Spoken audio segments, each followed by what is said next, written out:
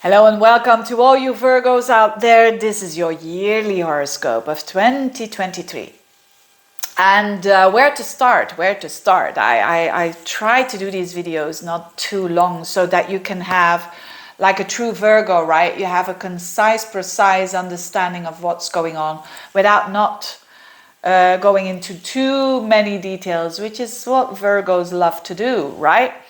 And as being a Virgo myself, the Sun in Virgo, it's not easy to do these horoscopes because it's like, look, you Virgos will like this, right? You will love this book. I do certainly love it. And it is a bit like a Harry Potter book, I find. But anyways, lots of details to tell. But let's get started. We start off the year good for you Virgos because although it is a bit stressful, I must say, with Mars in Gemini at the top of your horoscope, around the 12th, 13th, it's going finally direct. And that shows that your career and your public life, if you don't have a career, your public life, your connection with a parent, it goes more forwards. And you're blasting forwards now. So when you're watching this, especially in 2022, you could be doing some things to change your career, to give your career a new boost, to do something different, to start new projects, whatever it is. You will see the fruits coming around that time of January and onwards because of this Mars starting off the year in that career house. So a huge focus on that. The Mercury retrogrades, I'm not going to talk, this is your ruler Mercury, but I'm not going to talk into detail because that would take me forever. But they are going to happen in earth signs. So that is for you in the first house, yes, in Capricorn, Taurus, Virgo. So the first house, the fifth house, and the ninth house. So this is very, it is called the fire houses, so, but it's very grounding. So it's about expressing yourself. Those reassessment times that are going to come next year, it's about a lot about your expression and your self-expression. Now let's get started with the outer planets from Pluto to Jupiter. And what's that going to do in particularly for you Virgos out there? Remember, Pluto has been like for ages in Capricorn. And that's been so positive for you, dear Virgos, because it's, of course, it's still Pluto, although it is a trine energy, so nice energy, also earth energy for you in your fifth house, but it is still Pluto, still intense. So I've been talking about transformation when it comes to how you enjoy yourself, transformation through your children, right? Through, if you have them, connection with your children, you transform because of them. And it's also about not manipulating your children, not controlling them too much, but, you know, finding that healthy energy between you and children. It's also about the same for love stories, right? It's also about not giving your power away in love, because you're mesmerized by this Plutonian energy, but the 50-50 relationship, right? So that you don't have any power struggles. And but definitely it could have been also you exploring when it comes to your self-expression and making a huge transformation there. Now Pluto is going to stay there for most of the year in Capricorn, up until from January up until March, and then from June up until the rest of the year, it is indeed in Capricorn, but it shifts a tiny little bit for a tiny pocket of time from March to June. It shifts into Aquarius, and that is for you Virgos, your own house. You're in the area of your life that has to do, the sixth house, with your day-to-day routines, your day-to-day work, your day-to-day life, your health. So there is going to be already a little bit of transformation going on there. It could mean for some of you a totally new job in a total new area, you know. I mean, massive transformation. It's not like you're doing the same, you're a secretary and you're going to another company where you're also a secretary. No, it's from being the secretary in turning into, let's say, something totally different, a salesperson, for instance, whatever. So, interesting time for you. And I'm like, I don't know why I'm doing this. Anyway, a very important time is, of course, Neptune. For those of you, they will feel it the most. The most outer planet that is the most significant for you is definitely Neptune. It's in your opposite sign of relationships. It's opposing your energy. And most of the Virgos already felt it. But now it's in particular the Virgos who've got planets between 22 and 27 degrees of Pisces. So the ones who have a birthday like after, you could say, the 16th of September and onwards.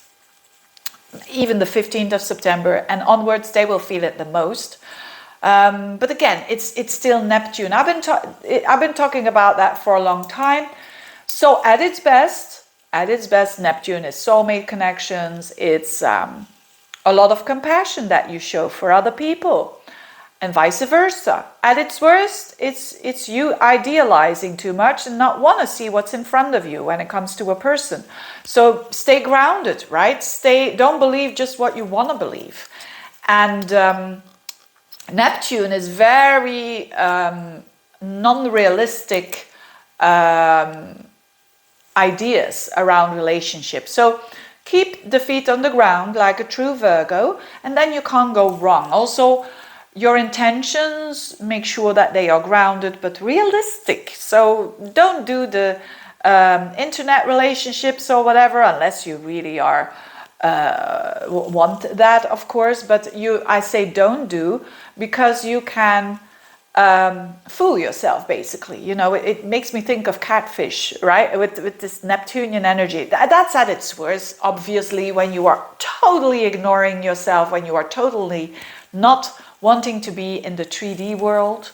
And sometimes, you can't blame people who are doing that, but that's their stuff. But be conscious of it, because when you're being conscious of it, you can attract a better version of the Neptune, which is kind people, and you being a bit more compassionate towards other people, and understanding also of other people.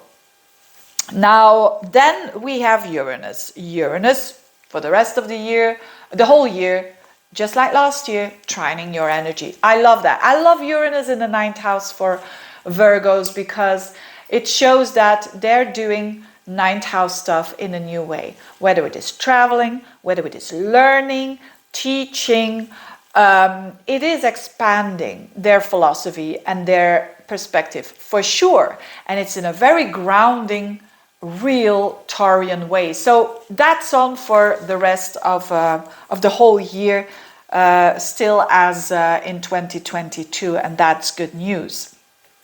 Now the nodes, Saturn was in your 6th house and still is up until March. So Saturn in the 6th house in Aquarians being, you understand that because it's your house. Remember, it's the house of the day-to-day work, the discipline, the taking care of yourself when it comes to your health, mental health, physical health. So Saturn is really a bit disciplinatory, but you kind of understand that.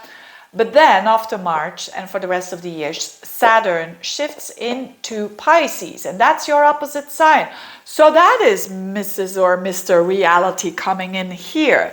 And I think really, especially for those Virgos who've been really experiencing the negative side of Neptune, so the not so good side in relationships when you are disillusioned or you were idealizing too much and now you are like, how could that happen? Or who've been a little bit doomed in relationships, you could say, because of not being realistic.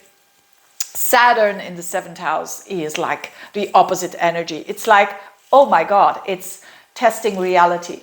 It's a responsibility. It's the real deal. And of course, you could say I don't like that. But remember, Saturn is in its exaltation in Libra, which is a bit like Saturn in the 7th house. So it shows that if we want true love, there is realness involved, and there is not this being in la la land and dreaming and idealizing and whatnot, because you're not living it truly in this moment. So Saturn, and that for some of you this is going to be for the worse, and for some of you this is going to be for the best, and or feeling that you have. Certainly the early born Virgos are going to feel that, because Saturn goes into Pisces up until 7 degrees. So if you've got Virgo planets between 0 and 7 degrees, you will feel that the most is Saturn. Other will feel it more the year in 2024. But it's a test, it's a reality check for sure. So you could have more responsibilities in a relationship, and that could mean like you're just married and you're starting with kids, for instance, or you're in a long-term relationship and you're asking yourself, is this still the real deal? And that people think, oh, that's an awful thing. It's not. We do that with everything. Why not with our relationship? Because it's an opportunity to put things on the table and say, yeah, is this something that we both want or not? What are we going to do? And that's not easy, and no one likes to do that. But if you do, you're standing the test of Saturn, which will reward at the end of the ride. So that is good. Then the nodes, that was about Saturn. Yes, the nodes are shifting, or no, Jupiter. You see, there's so much to tell. Jupiter is in your 8th house in Aries, and it's going to shift into the 9th house as from May. So when it's in Aries up until May time, Jupiter, I like that, Jupiter in your 8th house, because it can mean an increase of psychological understanding of self, an increase of money that comes out of taxes, returns, inheritances, but also money of the spouse, the money that you share with someone else. Also increase of getting validation of other people. And we get it mostly when we are not really needy of it, then it can really come to us. It's that kind of energy. But as I said, Jupiter shifts into your 9th house, which is amazing because it's a fellow earth sign. It's in Taurus. And so it's going to shift into the area where Uranus is already. And that's a nice thing, Jupiter in Taurus. So after May time, a lot of you Virgos are going to travel a lot with Jupiter there in the 9th house, and really finding purpose there whilst you are traveling, expanding, learning. You could be learning, you could be teaching, you could be, especially if you have a business of your own, you could do YouTube, for instance. I associate YouTube with the 9th house and the 11th. And the 3rd, a bit of social network houses, but because it's an international house, the 9th house. But also your belief and your purpose in life really is expanding. And so the feeling good about life, it's definitely on. Oh, I like that for us Virgos. Then the North Node is also shifting from Taurus, so it's still in that 9th house. So you exploring definitely up until July time. Keep on exploring new countries, new belief systems, new philosophies, new books, new connections with people from abroad. You keep on doing all that stuff. And then the North Node shifts into Aries. So it goes backwards in your 8th house and opposing Libra in the 2nd. So this is about building up trust. I think the North Node in the 8th house, this is like you need to go towards building up trust in self, others, and the universe. And that's not always an easy thing to do, but you are warned here that will be the theme of the rest of the year then. And definitely also a theme of going towards more exploring of the understanding of the self on a deep psychological level. It could increase some fears that you're having, but they're not coming up because they want to annoy you. It's just so that you can tackle them. But this is a process. You have time to do this. And last but not least, Venus retrograde in Leo, and that is going to be in your 12th house. So from July to September, you're going to have a Venus retrograde in the 12th house. Wow, whew. That could be tons of things. Venus is normally there like a couple of weeks. Now it's going to be there, as I said, for a couple of months, July up until September. Now the 12th house, it's a hidden house. No one's going to see it. No one's going to know what you are doing behind the scenes with that Venus over there. So I mean that in a way without judging. You could have some things that you do when it considers love, considers these things in secret. So be careful, you know, it's because it has a secret energy there. Or you could be falling in love with someone who's unavailable, or you could be having a hidden romance there. Yes, I have to tell you this is what it is. On another level, it could also mean, when you're saying, Veerle, that is not my value. And of course you've got, and of course I'm not judging here, but I'm not saying, yes, you have to have a secret affair. Not at all. That would be something different, wouldn't it? Like being the moral knight here. But anyway, what I'm trying to say here, at its best, this is very unconditional love. So discern for whom you are doing this, okay? And you are a Virgo, you know. Normally Virgos can, but again, especially those who've got a Neptune opposing their sun, for instance, or their ascendant, be careful with this, because it's not all what it seems. And this is also that you need to explore then why you would fall for a person who is not available, right? What is behind that? Is it because it's safe? Because then you don't have to be vulnerable? Or is it because you're trying to escape an existing relationship? Whatever it is. On another level, so for some of you, this will have to do with a very creative time. So that they are creating behind the scenes. Maybe you are an artist, or maybe you are like me doing videos, and you're going to have like a ton of doing behind the scenes, a ton of creative processes they're doing, so that you will, when Venus goes direct in your sign after that, it's going to be a totally new you. And but also in a good way, it's definitely doing something for someone that is in need, but that is worth it. So doing charity for these people and all of that is, oh, I'm going on and on and on. I have to stop. This is not fair. People are going to say that, you know, I'm doing this because I have a sun in Virgo. Of course, this is rubbish. But anyway, it's all in all a good year for you Virgos. Just be careful on the relationship level. Don't fool yourself. But now that you're warned here, and go for that change in career if you want to. In the beginning of the year, certainly you could have a blast there. Having said that, I wish you all the best. Thank you so much. Bye-bye.